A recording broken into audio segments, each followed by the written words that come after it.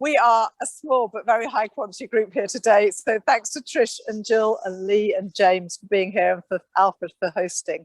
A lot of people have really been knocked by the latest research done by XR Cambridge, which involved going into multiple sites to uncover the dreadful news that I think we all knew in our heart of hearts, but when you see it written down is so much worse, that in spite of all the evidence to the contrary, we are continuing. That's our fan going by. He loves us so much. We are continuing, in spite of that, to extract fossil fuels. According to the International Energy Agency, if we are to have any chance of reaching net zero, emissions must fall by 60% in the next 9 years. And I know you all know that, but we're going to give it a little bit of time for it to sink in and then try and process it a bit this evening. And you would have thought that on that logic, on that premise, we would therefore be starting no new oil exploration at all. But the sad fact is that we are doing precisely that. And so I'm going to read out the results of the research, and we're going to pin the blacklist of all the countries who are still opening up new sites. So I'm going to, so that we can really drive the legislative change that. So, Mexico has found a new site with potential for 150 barrels per day by 2024. Malaysia, 17 licenses are currently up for auction. Namibia, there's a new oil well recently discovered, which they hope will produce 120 billion barrels. New Zealand. Even in New Zealand, there is new offshore exploration underway.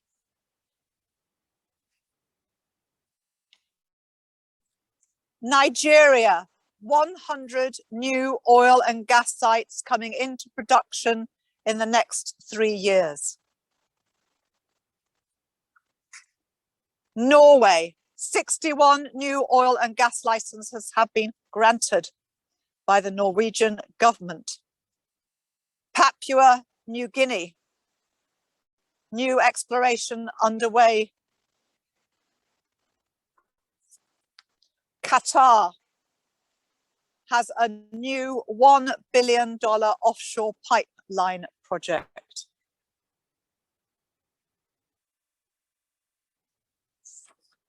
Russia, 536 new oil and gas projects between now and 2025. Saudi Arabia, 4 new wells opening this year.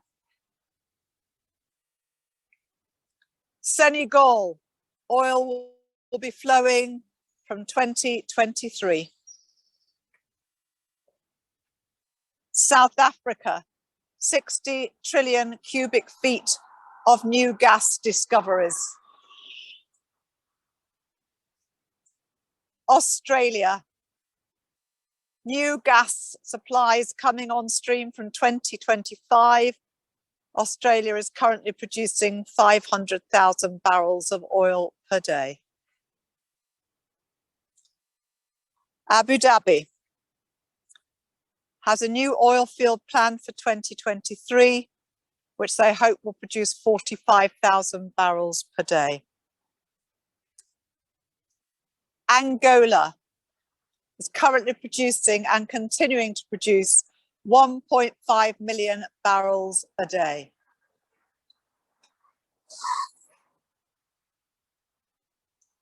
Canada has given the green light to 3 new offshore sites.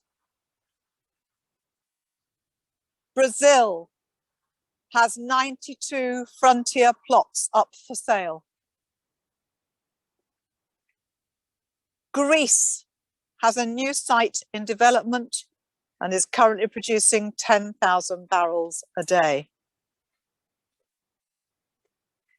Guyana has a record 16 new wells to be drilled offshore in 2025. Uganda has 423 new wells underway, led by China Oil and Gas.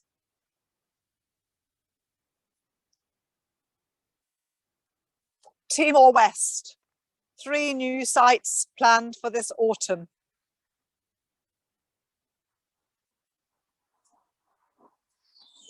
The United States, they hit record levels in offshore oil and gas exploration, including their drilling of Alaska, and Biden has a $36 billion spend budget for this.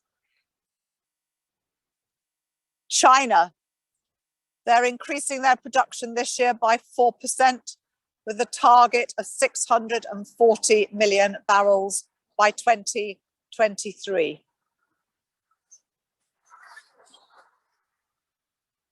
Indonesia, the government has extended exploration to March 2022. Japan is starting heavy crude oil production as of this year. Italy, 20 new wells planned.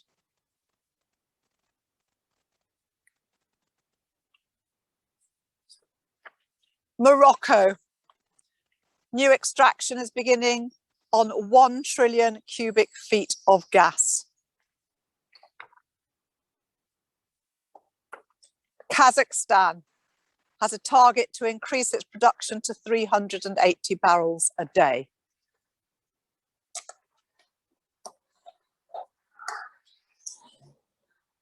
The United Kingdom has allowed 113 new licenses over 259 plots in the North Sea. Finally, Horse Hill, not a country in its own right, but the gateway to fracking, aiming at 1,000 barrels a day, the second largest onshore UK site, and if it succeeds, opens up Broadford Bridge, Dunsfold, Balcombe, and the Isle of Wight. The UK comes at the top of this list, which has been randomly put up on the fence behind you. It's overwhelming. It's really hard to take on board. And I know it's knocked a lot of people in the climate activist community over the past 2 weeks. So I wanted to kind of say it out loud. It's really hard to hear. It's really appalling to look at. But we always hold this space here with hope. So I have some words and we will have our usual silence. And I'm hoping that that gives us a regenerative moment when, in spite of all of this, we can hold this ground. And we do know that the omens for Horse Hill are not good. I don't know. I've got a response in this. If you want to join in your heads or with me, you can. It's like a call and response, because I will say our concerns grow. And if you wish to join in, you can say like water in a rising tide. But if we forget, that's fine as well. As ecosystems fray and wither, our concerns grow like water in a rising tide. As soils erode and become poorer, our concerns grow like water in a rising tide. As poisons accumulate and pollutants spread, our concerns grow like water in a rising tide. Knowing the frailty of the systems that bring us our daily bread, our concerns grow like water in a rising tide. As the air heats, the oceans warm, and biomes move, our concerns grow like water in a rising tide. As we observe the growth of deserts, our concerns grow like water in a rising tide. As we see the loss of glaciers and the diminishment of polar ice, our concerns grow like water in a rising tide. As we see the ocean on fire, our concerns grow like water in a rising tide. But we can be that rising tide. We can be the water that moves between and around the problems that come to us so that we can rise above it. And this evening we come together and we're sharing in the grief because it's so hard to hold. And many of those who come here and join us online know how hard it is to hold that grief and have embraced that in their lives, which so many cannot do. And so we stand like a witness, but also with hope in our hearts, because we come here to Horse Hill on these first Sundays, I hope, to lay down some of the heavy weight of concern and anxiety that we carry. And instead, as we stand here, ground ourselves in the love and the solidarity of our activist community, both here, this little community here today, and worldwide in all these places. People will be doing the same thing. We'll be coming together, standing in solidarity, and we do with all those activists worldwide. However small we feel, we know that we are connected in the way that ecosystems connect in so many ways. If it's part of your tradition, you will understand the idea of laying your burden down at the foot of the cross. But we can think of that in so many ways. We can think of the Holy One. We can reconnect in the silence to come in a moment with our Mother Earth, with the wisdom of our ancestors. And we can reconnect with the sense that we can claim this sacred space. So for 10 minutes, whatever happens on the road in front of us here, the four of us and James behind the camera will stand in silent solidarity. And with you at home in your rooms, we will hold that space together. So shall we spread out so that we're all in this space together?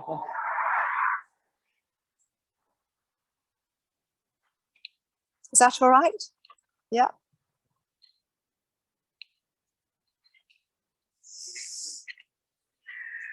So we'll hold this silence for 10 minutes together here. And one day we'll have a long line of us again and be able to hold hands like we used to. Okay, let's begin.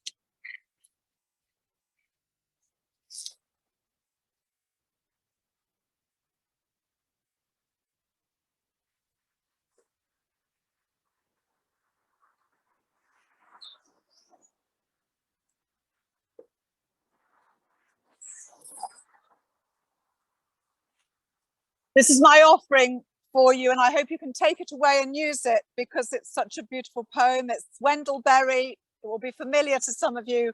It's called The Peace of the Wild Things. And that's what we have to find in our interior worlds when the exterior world is so appalling. He writes, when despair for the world grows in me, and I wake in the night at the least sound, in fear of what my life or my children's lives may be, I go and lie down where the wild drake rests in his beauty on the water and the great heron feeds. I come into the peace of wild things who do not tax their lives with forethought of grief. I come into the presence of the still water, and I feel above me the day-blind stars waiting with their light.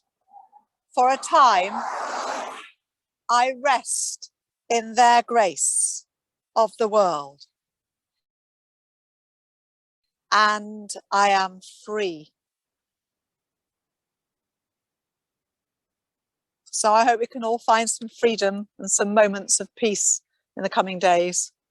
As these waves of news come towards us, it's really hard to stay grounded. So we've been grounded here today, and I hope you have been online. It's been lovely to be together. I always think it should be more than 10 minutes. I could stand here for hours. Someone might have to come and move me one day, mightn't they? So thank you. A small but beautiful gathering this evening. Yeah.